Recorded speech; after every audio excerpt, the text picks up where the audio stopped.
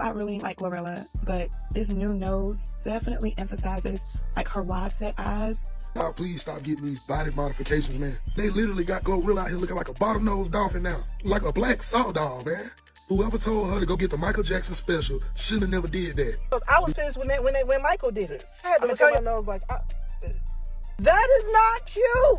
Keep your nose. When GloRilla casually said the words, "and I did," referring to her recent cosmetic enhancement, social media immediately erupted. That brief statement was all it took to ignite a digital firestorm. Within moments, platforms were overwhelmed with intense commentary. Critics didn't hold back, focusing intensely on her altered appearance. Odd and hurtful descriptions quickly took hold, with people making unusual comparisons, calling her things like a bottom-nosed dolphin or using strange animal-based phrases such as black salt dog. These terms weren't just offensive, they spread like wildfire, turning into viral memes across countless timelines. But the conversation didn't end with surface-level judgment. That's when Cardi B stepped forward and completely shifted the dialogue. Oh, hey y'all. So I wanted to have this talk with y'all, right? Because even before yesterday, it was like 2 weeks ago, that there's this black woman, right, that she went to Turkey to get her nose done, and her shit looked like this, right? With a passionate response, she didn't just offer support to GloRilla, she addressed something much deeper. Cardi exposed the serious emotional strain that public ridicule can create. She openly criticized how society has grown too comfortable with tearing people down, especially young black entertainers. What some consider harmless jokes or casual comments, she explained, can easily cross the line into emotional harm with lasting impact. Her message sent shockwaves across TikTok and Instagram. Users paused. The energy changed. Because Cardi wasn't just talking about one celebrity or one moment. She was addressing a wider issue that touches countless lives. Like something, I'm always an advocate to fix it. However, I'm always, especially when it comes to your face, I'm a real advocate when please do your research. You know what I'm saying? But I wanna talk about this because you guys been talking about this girl that went to Turkey and her nose look like this right now, and she's in her 5th week. And all of you guys have been talking so much shit. Y'all been dragging her and all that stuff. And I really want to let y'all know this. When you first get your nose done and when they break your bone, your nose is going to look like this for like 4 months. Ain't no way around it. Your nose is going to look like this for 4 months, or it's going to look pinched up like this for 4 months. And there's going to be like a very weird separation. So your lip and your nose going to be like this.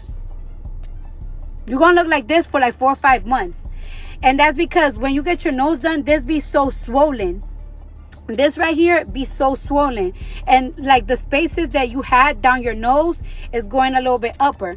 So when somebody gets their nose done and y'all automatically go drag them because their nose is like this or their nose is like this, y'all have to remember it's going to look like that for 5 months. It's going to look like that for 5 months. And your nose look much healed in a year, but your nose take 3 years to heal. That's why sometimes when people be talking about how I be getting surgery and all that shit, I be getting upset because it's like I got my nose done in 2020. In 2020 and in 2021, I was looking a little bit different. And I was looking a little bit different because my nose was healing.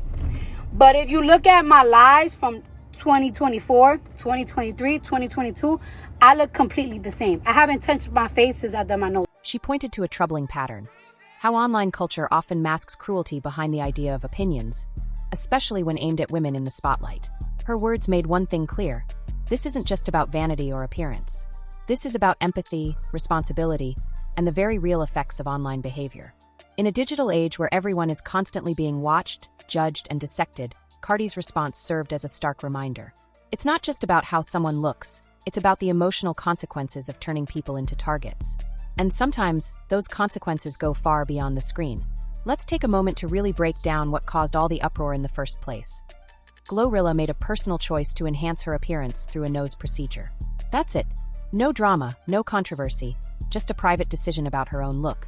Yet from the reaction online, you'd think she did something far more serious. Comment sections overflowed with outrage, with critics insisting she had destroyed her face. Many questioned her judgment, even asking why she would choose what they dubbed the Michael Jackson route. The criticism didn't end there. It intensified, with some accusing her of rejecting her cultural roots. One especially viral post mocked her choice by claiming, "That work looks fine now, but just wait, she'll end up aging like Lil' Kim." These remarks weren't just cutting, they reflected deeper issues than surface-level appearance. Now here's where the discussion gets real. There's an uncomfortable truth at the center of all this that most people shy away from. Many of these so-called opinions about GloRilla's new look are rooted in something far more complex than personal taste. For instance, take the remarks about her wide-set eyes. That's not just commentary about symmetry, it's veiled bias being passed off as concern. When Black women in the spotlight choose to modify their features, especially their noses, the criticism tends to be far harsher than it is for others who opt for popular procedures like lip injections or body contouring. Why is that? Because many of society's unspoken beauty norms are still filtered through a Eurocentric lens. There's a quiet double standard at work. When someone changes their appearance in a way that leans into features historically associated with white beauty ideals, it's often seen as a denial of cultural identity, especially if that person is Black. But if someone else, someone who already fits those norms, makes the same adjustments, they're praised for glowing up. That's the contradiction. Some people are celebrated for reinventing themselves, while others are labeled as betraying who they are. GloRilla's procedure wasn't just a personal transformation. It unintentionally brought to light a much broader and more complex conversation about beauty, racial identity, and how people are treated based on whether they fit into outdated molds. The real question isn't whether she changed her nose. It's why that change made so many people uncomfortable in the first place. Then Cardi B stepped into the spotlight, live and raw on TikTok, directly addressing the intense backlash with something far more impactful than a simple comeback. She didn't respond with snark or celebrity flair. Instead, she delivered a much deeper and sobering message: unvarnished reality. In an honest, straightforward moment, Cardi faced the camera and shared essential insights that many overlook. She began by describing the early stages of recovery after a nose procedure. "When you get your nose done," she explained, "they actually break the bone. You're prescribed heavy-duty pain meds, really strong stuff, for weeks or even months. Your mind gets cloudy, your emotions become unpredictable. And during all this, people online are harshly criticizing you? That messes with your head more than you realize." This wasn't simply a celebrity defending a peer.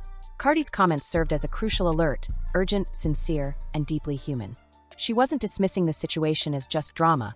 She was highlighting an important mental health issue that's often ignored during cosmetic healing. Many don't realize that healing from rhinoplasty involves more than just waiting for swelling to fade. The recovery often requires potent prescription painkillers that can bring serious side effects, mood swings, depression, and heightened anxiety. When someone is navigating this sensitive, drug-influenced state, even the smallest negative remark online can feel overwhelming. Cardi didn't soften her message. She painted a vivid, emotional picture. Imagine looking in the mirror and not recognizing the face staring back. Your features are swollen and bruised. You're taking medications you've never used before. You're struggling to adjust. Then, you see a comment calling your face botched? That can truly break someone. It was a raw truth, because what she described wasn't just cruel words. It was akin to gambling with a person's fragile mental well-being. Her point was unmistakable. This isn't merely about looks, it's about safeguarding someone's mental health at their most vulnerable. Ignoring this fact? That's when serious harm can occur. Now, here's a startling fact that most plastic surgeons rarely talk about openly. The detail that hardly ever appears in sleek brochures or popular influencer videos. It can take as long as 3 full years for a nose to completely recover after rhinoplasty. Yes, you read that right. 3 entire years. Yet the vast majority of those so-called botched photos circulating online, they're usually taken around the 5th week post-surgery, right when swelling reaches its peak and the nose looks its most awkward and swollen. That timing couldn't be worse for making any fair judgments. But ironically, it's exactly when the internet rushes to pass harsh verdicts. Cardi B pulled back the veil on this little-known truth during her TikTok explanation. She laid out the realistic timeline of what healing really entails. "Your nose looks really strange for the first 4 to 5 months," she shared. "It swells up, bruises appear, and the shape shifts in odd ways. Your lips might feel off when you move them. The bridge of your nose. Puffy. But all of that is completely normal during recovery." Her insight wasn't just hearsay, it came from her own personal experience. Cardi opened up about her emotional roller coaster following her 2020 procedure, which she underwent shortly after the huge success of WAP. During those initial weeks, she was sure her surgeon had made a terrible mistake and was ready to publicly criticize him. However, by the 7th month, something changed. The swelling began to subside, and her nose started settling into its intended shape. She realized then that the surgery hadn't failed. Rather, her expectations had been skewed by unrealistic recovery timelines and social media misconceptions. Cardi's experience is far from unique. Take the reaction to Bad Bunny's look last year, for example. The internet went wild, criticizing his stiff new nose and sparking endless speculation. What many didn't realize was that he was barely 6 weeks post-op at the time, still dealing with the same swelling, awkwardness, and temporary changes. This isn't an isolated incident, it's a common pattern. The beauty industry often markets rhinoplasty as a fast 6-week makeover, a dazzling, red carpet-ready transformation. The truth? It's a tough, emotionally exhausting journey that stretches on for months or even years. Patients spend a long time adjusting not just physically, but mentally and emotionally. And yet, society insists on judging them at the very start, not at the finish line. That's not just unfair, it's a setup that leaves people vulnerable to criticism and emotional strain before they've even had the chance to fully heal. This brings us to a place that has become a worldwide destination for cosmetic surgery, Turkey, particularly Istanbul. Increasingly, women from all over the globe are traveling there, drawn by the promise of affordable, yet supposedly high-quality plastic procedures. Cardi B directly referenced a widely discussed case involving a black woman who had rhinoplasty in Istanbul and later faced harsh criticism online for how her surgery turned out. Her experience isn't isolated, it highlights a broader, concerning pattern. Across social media, influencers and clinic pages promote ethnic rhinoplasty expertise, assuring clients they'll receive personalized treatments that honor diverse facial characteristics. However, according to multiple reports, the reality for some patients tells a different story. Rather than procedures customized to preserve Afrocentric features, several individuals say they end up with noses that look cookie-cutter, too narrow, overly reshaped, and clearly modeled after Eurocentric beauty ideals. This isn't just a mismatch in appearance. It's an erasure of identity disguised as improvement. The dangers go beyond aesthetics, too. Increasingly, cases supported by post-surgery imaging reveal that some clinics remove too much cartilage, leading to serious problems like septal perforations, a condition where a hole forms between the nostrils, causing chronic breathing difficulties and irreversible harm. What was supposed to be a confidence boost can quickly become a physical and emotional crisis. The most heartbreaking part? When these women seek help or advice online, they are frequently met with harsh judgment rather than empathy. Comment sections often fill with statements like, "You brought this on yourself," or "Why didn't you appreciate your natural look?" Instead of receiving understanding, they face blame. This cycle is painful and all too common. Feelings of insecurity, especially among women of color, drive many to pursue surgery hoping for empowerment. Yet the affordable options available may lack the specialized expertise needed to work with varied bone structures. The outcome? Dissatisfaction and disappointment. Those results then fuel further public mockery and deep personal regret. This cycle continues. Insecurity leads to cheaper surgeries, poor outcomes bring public shaming, and that shaming reinforces the harmful message that beauty, especially for Black women, must conform to unrealistic external standards to be valid.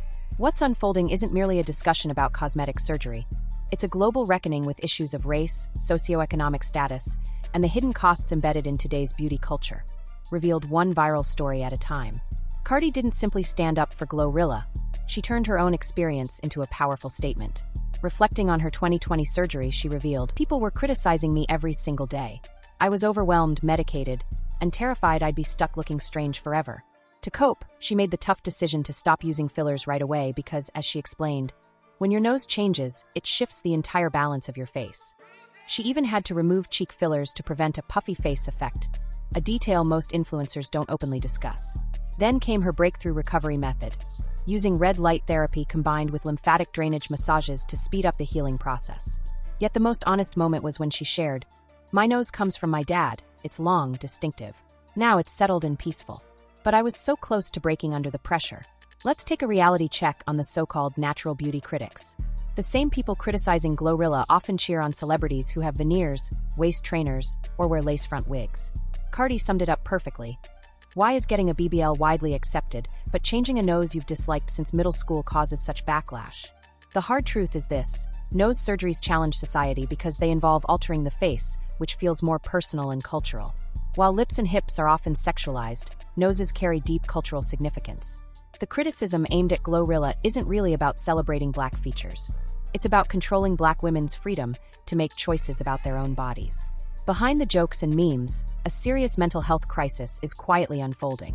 Surgeons share stories of patients pleading for early corrective surgeries because of harsh social media attacks, an extremely risky decision before the healing process is complete. Even more troubling are anonymous online conversations where women reveal that the relentless negativity pushed them to thoughts of self-harm while under the influence of strong pain medication. Cardi's message wasn't exaggeration: show kindness. Send positive energy. This healing process is incredibly challenging mentally. When recovery involves medications that increase the risk of depression and suicidal thoughts, the online harassment goes beyond mere gossip. It becomes a dangerous trigger for real suffering. So, where exactly do we draw the line between genuine concern and outright cruelty? GloRilla's real offense wasn't simply altering her nose, it was having the courage to openly admit it. Most public figures stay quiet, letting rumors swirl while sidestepping harsh criticism. But Cardi changed the narrative by saying, "If women don't share their stories, nobody ever sees the real experience." Perhaps the most eye-opening truth isn't about swollen noses or overseas clinics. It's this: we claim to support body positivity, yet we tear down the very women who bravely speak openly about their journeys. GloRilla didn't just undergo surgery. She held up a mirror to society's double standards. And what we see reflected back is far more troubling than any physical change. Would you share new surgery photos online, fully aware that harsh critics could emotionally harm you? Or is the deeper issue how society uses the idea of natural beauty to attack women's personal decisions? Drop your thoughts in the comments. This conversation is only getting started.